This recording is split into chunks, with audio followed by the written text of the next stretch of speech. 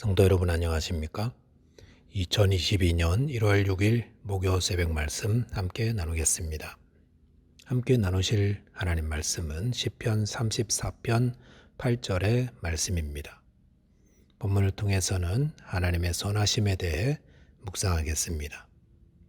저는 하나님에 대해 묵상하고 있습니다. 하나님은 부족함이나 결점이 없이 완전하신 분이며 또한 하나님은 한계나 끝이 없이 그분의 지식과 능력과 선하심은 무한함을 살펴보았습니다. 이렇게 하나님에 대해 살펴보는 것은 우리의 삶에 큰 영향을 미치게 됩니다. 하나님의 완전함과 무한하심을 알고 배우고 믿게 되는 참 신자는 아무런 두려움이 없습니다. 오늘은 하나님의 선하심에 대해서 묵상하겠습니다.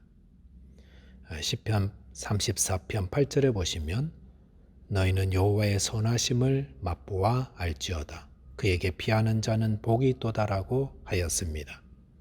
이 말씀에 보시면 여호와는 선하시다라고 증거하고 있습니다. 여기서 선하다라는 말은 착하다, 자비롭다, 어질다라는 의미를 가지고 있습니다. 즉 하나님은 선하시며 착하고 자비롭고 어질다라는 의미입니다. 우리는 언제 착하다고 말합니까? 자기 것 양보하고 먼저 베풀려 하고 마음을 상하게 한 사람이라도 용서해주고 친절하게 대해주는 그런 사람을 착하다고 합니다. 하나님이 우리를 용서하시는 이유는 선하고 착하시기 때문에 그렇습니다. 우리가 죄 중에 구원받은 것은 우리가 잘해서 의로워서 그런 것이 아니라 하나님이 선하시고 착해서 그렇습니다. 어떤 분은 신약의 성도들은 예수를 믿음으로 구원을 받았고 구약의 성도들은 율법을 잘 지켜 구원을 받았다라고 하는데 그렇지 않습니다. 신약의 성도들이나 구약의 성도들, 구원을 받은 것은 하나님의 선하심 때문에 구원받은 겁니다. 하나님의 우리를 구원해야 할 어떤 이유도 의무도 없습니다. 하지만 하나님은 선한 분이시라 이 죄인들을 구원하신 것입니다. 하나님이 때를 따라 양식을 주시고 비를 내리시고 그의 아들 예수님을 우리를 위한 구원자로 보내시고 또 성령을 보내셔서 우리를 인도하시고 은혜를 베푸시는 것은 모두 하나님이 선하시고 착하셔서 그렇습니다. 그런데 이 하나님의 선하심은 있다가 없어지고 하는 것이 아닙니다. 하나님의 선하심은 무한한 것입니다. 그것은 끝이 없고 사라지지 않는 것입니다. 우리 주위에 천성이 착하고 마음이 따뜻한 선한 사람들이 있습니다. 그런데 그런 사람들도 때로는 무뚝뚝하거나 침울하거나 역정을 내거나 분노하거나 할 때가 있습니다. 근데 그것은 사람들의 착함과 선함은 한계가 있고 끝이 있으며 영원하지 않다는 것을 말해줍니다. 하지만 하나님의 선하심은 한계가 없습니다. 하나님의 선하심의 불꽃은 한 번도 꺼지거나 사라진 적이 없습니다. 가인이 그의 동생 아벨을 죽이고 그 죄값으로 하나님께 저주를 받았을 때 가인은 자신이 받은 벌이 너무 무거워서 하나님께 호소했습니다. 그러자 하나님이 그에게 선을 베푸셨습니다. 그래서 가인이 어디를 가도 죽임을 당하지 않도록 표를 주셨다고 했습니다. 이 구절을 보면서 어떤 분은 분노할지 모릅니다. 가인 같은 놈은 당장 번개를 내려 죽어도 시원찮은데 무슨 표를 주셔서 죽지 않게 하시는가라고 생각합니다. 이런 착한 하나님, 선한 하나님의 모습에 답답하게 여기는 사람도 있습니다.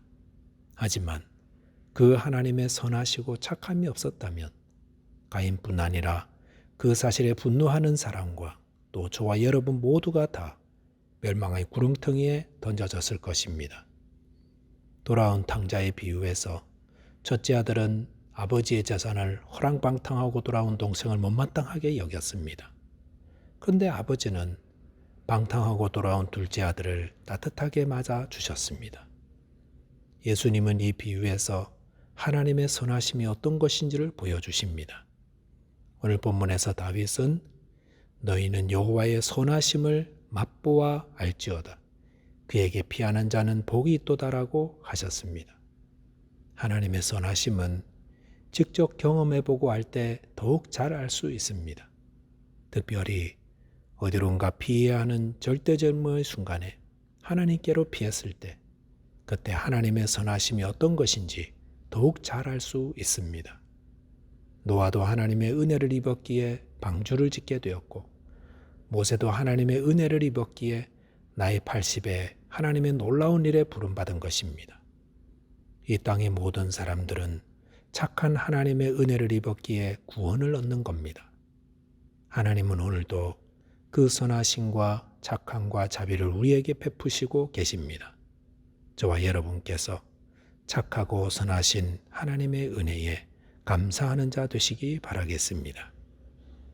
둘째는 하나님의 선하심 같이 우리도 선한 자 되어야 한다는 겁니다.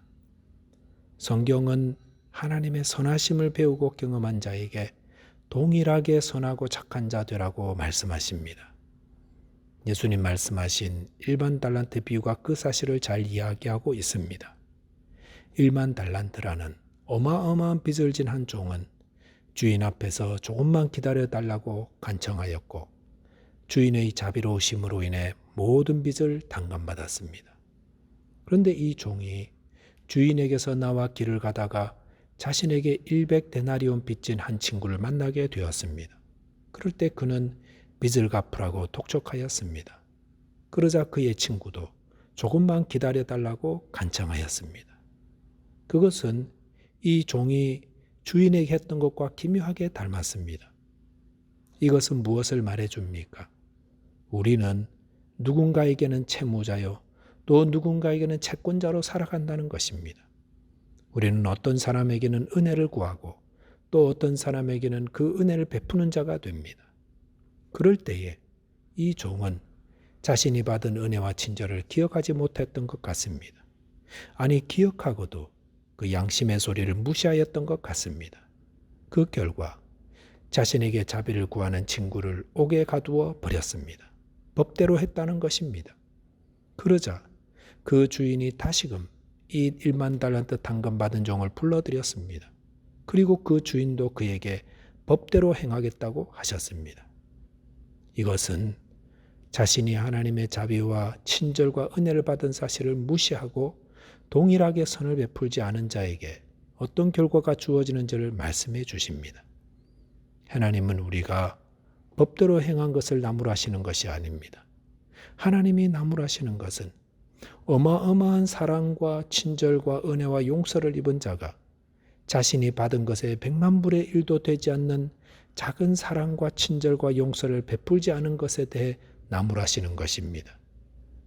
하나님의 사랑과 친절과 자비와 용서가 없었다면 우리는 우리 죄로 인해 모두 감옥과 흑암 속에 갇혀 지내야 할 멸망받을 자들이었습니다. 하지만 하나님의 선하심으로 인해 우리는 하나님의 용서를 받고 또 나아가 그의 자녀가 되는 은혜를 잊게 되었습니다. 그렇다면 우리도 하나님의 선하심과 같이 용서하고 자비를 베푸는 자 되어야 한다는 것입니다. 이것이 예수를 믿는 자들의 살아가는 모습입니다. 예수 믿는 자들은 법을 잘 지켜야 하지만 그것보다 자비와 친절과 은혜를 베푸는 자이어야 합니다.